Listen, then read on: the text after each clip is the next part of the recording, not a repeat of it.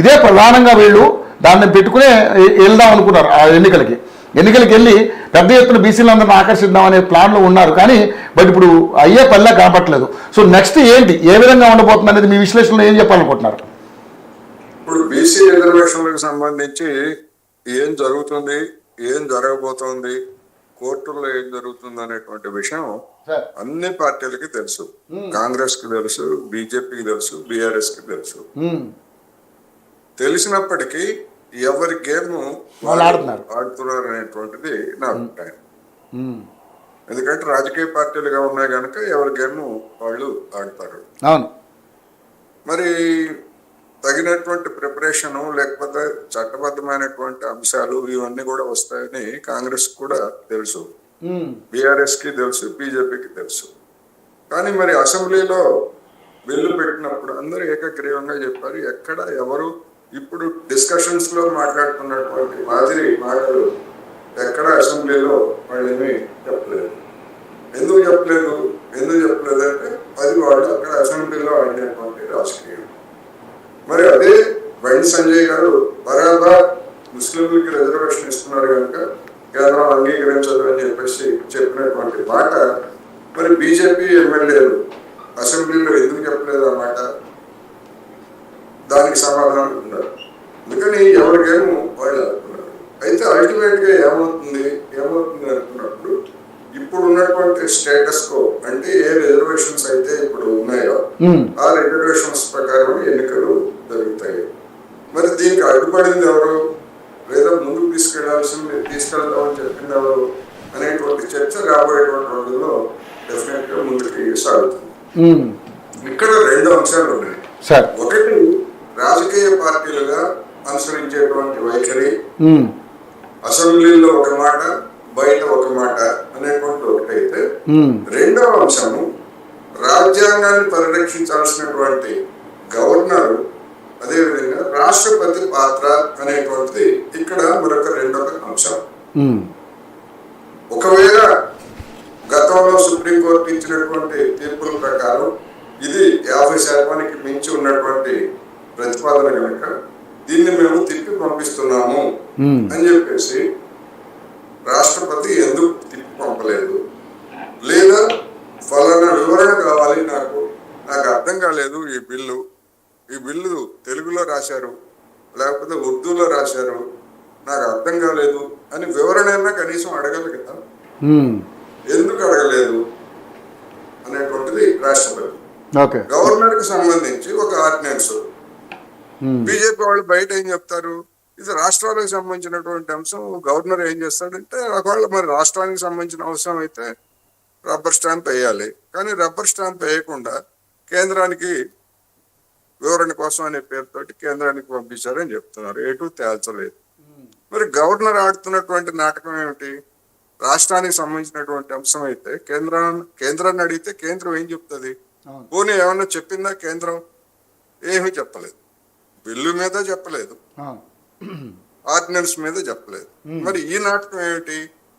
అందుకని రాజకీయ పార్టీలు ఆడే నాటకం ఒకటైతే, రాజ్యాంగ పదవుల్లో ఉన్నటువంటి వాళ్ళకు కూడా ఈ రాజకీయ నాయకులకి తోడుగా వాళ్ళ వంతు పాత్ర కూడా ఈ రాజకీయ నాటకంలో భాగస్వాములు అవుతున్నారు.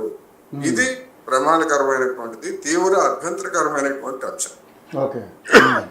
వాళ్ళు రాజ్యాంగం ప్రకారం నడిచేటువంటి వాళ్ళు ఏదో ఒకటి తేల్చకపోతే, ఒక ప్రతిష్టంభాన్ని పెడితే ఏం కావాలి, జనం ఏం కావాలి, రాజకీయ పార్టీలు ఏం కావాలి, రాజకీయ వ్యవస్థలు ఏం కావాలి, ఇది సమస్య. అందుకని దీనిలో స్పష్టంగా రాజకీయం నడుస్తూ ఉంది. ఒకటి. రెండవది, బీజేపీ వాళ్ళు మేము కట్టుబడి ఉన్నాము అని చెప్తున్నారు. మంచిదే, మీరు కట్టుబడి ఉండటం మంచిదే. కానీ మీరు పరిపాలిస్తున్నటువంటి రాష్ట్రాల్లో ఎక్కడైనా ఇలాంటి చొరవ, బీసీల రిజర్వేషన్స్ కు పెంచేటువంటి చొరవ, లేదా బీసీ రిజర్వేషన్స్ అమలు జరుపుతున్నటువంటి చోట ఎస్సీ రిజర్వేషన్స్ ఎట్లాగైతే వర్గీకరణకి చొరవ చూపిందో సుప్రీంకోర్టు ఆదేశాల ప్రకారం, అటువంటి చర్య బీసీ రిజర్వేషన్స్ పెంపుదలకి బీజేపీ పాలిత రాష్ట్రం ఏ ఒక్క రాష్ట్రంలో అయినా చర్య తీసుకున్నారా? మాట్లాడారు. మరి ఇంక మీ చిత్తశుద్ధి ఏమిటి, బీజేపీ చిత్తశుద్ధి ఏమిటి అనేటువంటిది సమస్య.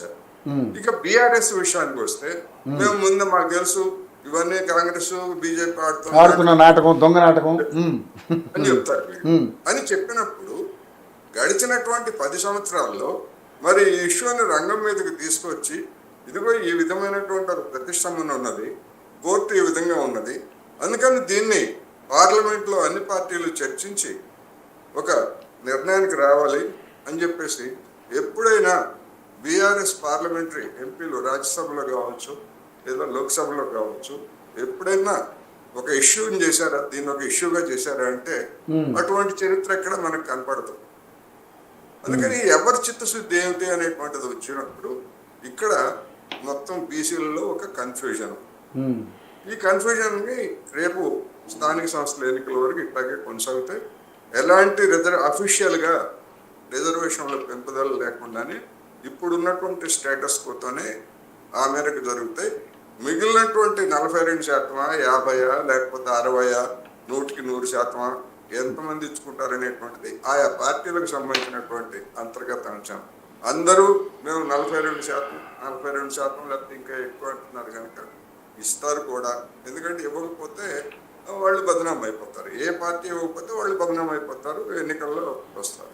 కానీ ఈ ప్రచారం వరకు వచ్చేసరికి గవర్నర్ తరఫున, రాష్ట్రపతి తరఫున వాళ్ళు ఎందుకు ఆమోదం తెలపలేదు, వాళ్ళు ఎందుకు తిరస్కరించలేదు, వాళ్ళు ఎందుకు ఏమీ తేల్చలేదు అనేటువంటి ప్రశ్నలకి సమాధానం చెప్పుకోవాల్సినటువంటి అదనపు బాధ్యత బీజేపీ మీద ఉంటుంది. అందుకని ఈ వేళ్ళన్నీ కూడా అట్టే చూపిస్తారు.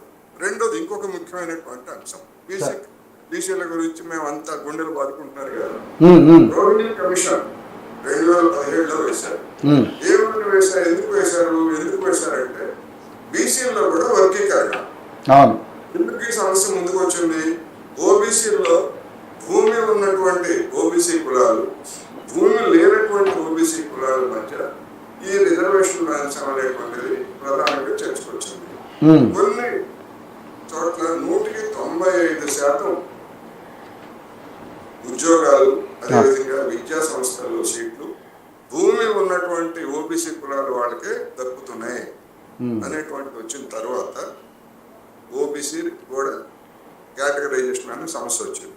దాని మీద రోహిణి కమిషన్ నివేదిక వేస్తే 2023లో నివేదికని సమర్పిస్తే ఇంతవరకు బీజేపీ కేంద్ర ప్రభుత్వం దాని గురించి ఒక నిర్ణయం తీసుకోదు. దాన్ని ఆమోదిస్తున్నట్ట, తిరస్కరిస్తున్నట్ట, లేదా పార్లమెంట్ లో చర్చకు పెట్టి దీన్ని ఏం చేయాలి ఏమిటనేటువంటిది మరి అన్ని పార్టీల అభిప్రాయం తీసుకుందా, ఏం మాట్లాడు. మరి బీసీల పట్ల బీజేపీ చిత్తశుద్ధి ఏమిటి? తాను వేసిన కమిషనే కదా, ఇదంటే సరే రేవంత్ రెడ్డి గారు లేదా కాంగ్రెస్ పెట్టినటువంటి బిల్లు మాకేం సంబంధం అని చెప్పేసి రామ్మూర్తి గారు లేకపోతే ఇంకోళ్ళు అనొచ్చు.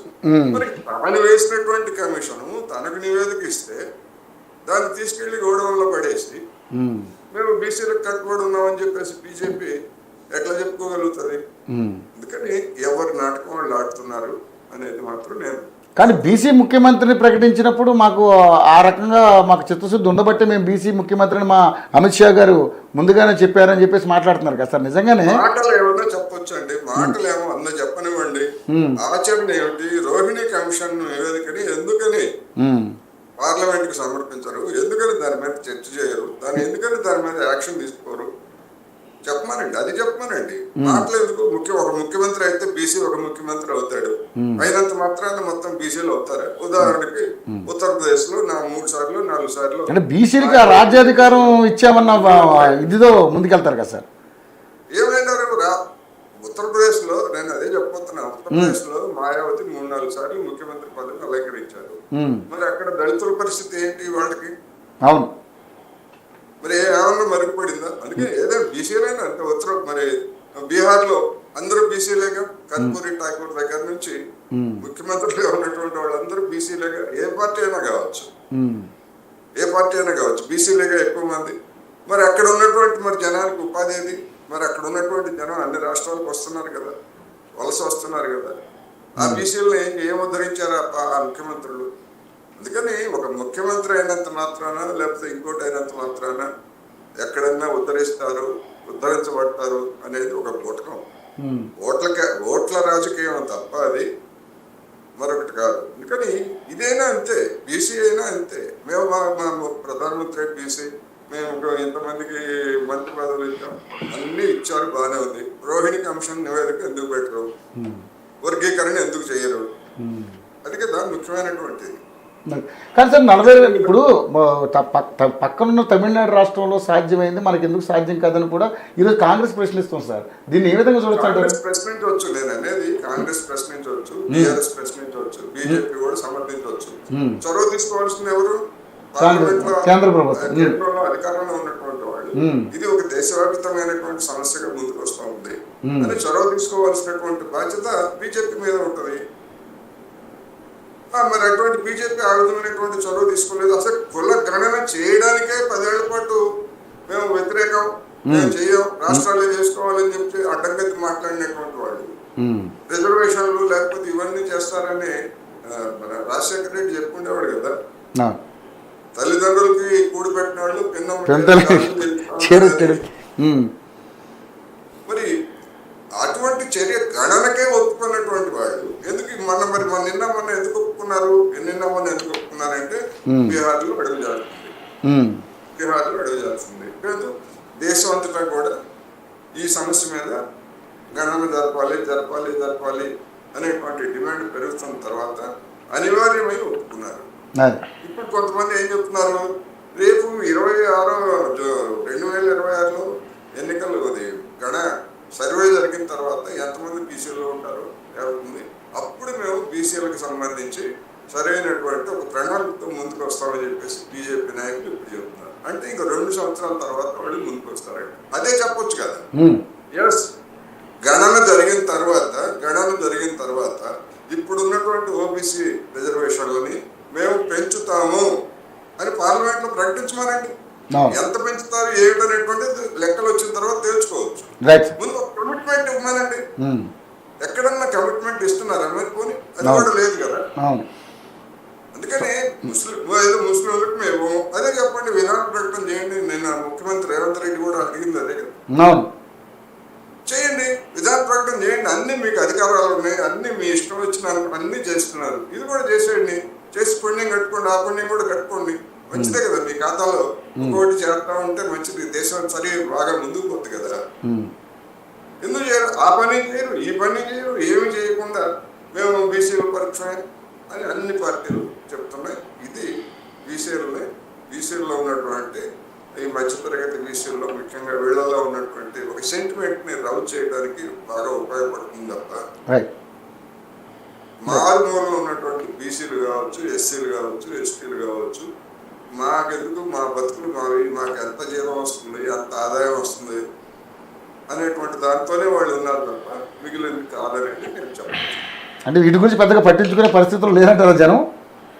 వాళ్ళు రోజువారీ బతుకు వాళ్ళకి వస్తే ఏముంది, రిజర్వేషన్ వస్తే ఏమవుతుంది? ఒక గ్రామంలో ఒక సర్పంచ్ కు ఒక రిజర్వేషన్ వస్తుంది. ఆ గ్రామంలో 1000 మంది 1500 మంది బీసీలు ఉంటారు. వాళ్ళకి ఏమవుతుంది? ఎస్సీ అయినా అంతే, ఎస్టీ ఎవరైనా